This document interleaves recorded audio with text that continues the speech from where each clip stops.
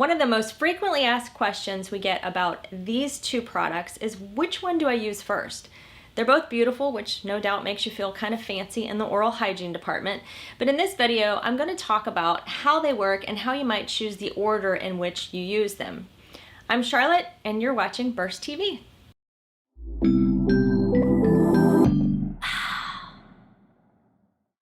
So let's first go over the benefits of the BURST Sonic brushes. As we all know, brushing for 2 minutes twice a day is key to a healthy mouth. That's what dental pros like myself recommend as a minimum for everyone. They use sonic vibrations to remove bacteria, food, dead skin cells, basically all the gunk that you don't want lingering in your mouth for long periods of time. Sound waves are turned into vibration, and we're talking 33,000 sonic vibrations per minute, or 66,000 movements per minute if you'd rather talk in those terms. Basically, the bristles move back and forth very quickly, so anything they touch gets physically detached from those surfaces. And in the presence of a bit of liquid or spit, sonic toothbrushes have been known to cause what's called cavitation waves. And these waves can actually reach beyond the bristles and bust open cell walls of germs that just happen to be close by, sometimes up to 4 millimeters away, which for a tiny microscopic germ is a very long distance.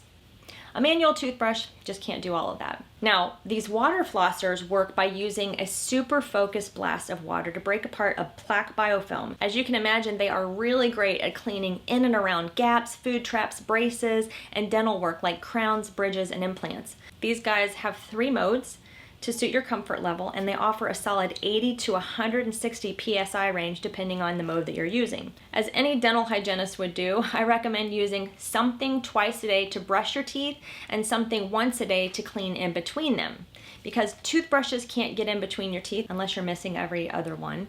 And flossing, no matter which route you go, string floss or water flossers or picks or both, they can't physically remove all of the food and plaque from every surface either. Now, which one should you use first? Well, I asked a group of team members here at BURST, all dental hygienists with a lot of experience. The majority of them suggested using a water flosser first to remove the gross debris. That's another word for big food bits and plaque that's built up throughout the day, and then coming back with a brush to kind of fine-tune the process. Now, on a side note, many of us believe that any toothpaste you use should be brushed on and left on so that the minerals and the good ingredients in the tube don't get rinsed away down the drain. Now, many of you hearing that are like, what? I always rinse my mouth out with water. Well, here's a great analogy. Imagine you slather your entire body with the very best suntan lotion, and then you jump straight into a pool or the ocean. You basically just wasted the product, right? Same principle can be applied to your toothpaste, especially if you're using one for cavity protection or to hydrate your mouth or for sensitivity protection.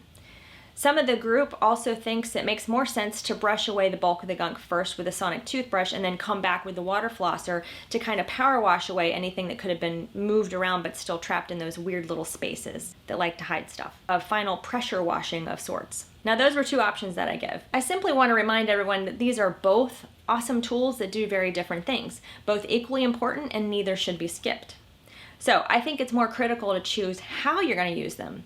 I personally keep the water flosser in the shower at eye level. I prefer to use it in there because it's easier to keep this base upright and the water flowing at the correct angle to get in between my teeth. If you hold it sideways like this, you get air pockets. And I associate this healthy habit with taking a shower, which I do every day, sometimes twice. It's kind of a relaxing ritual for me, a very nice self-care thing to do.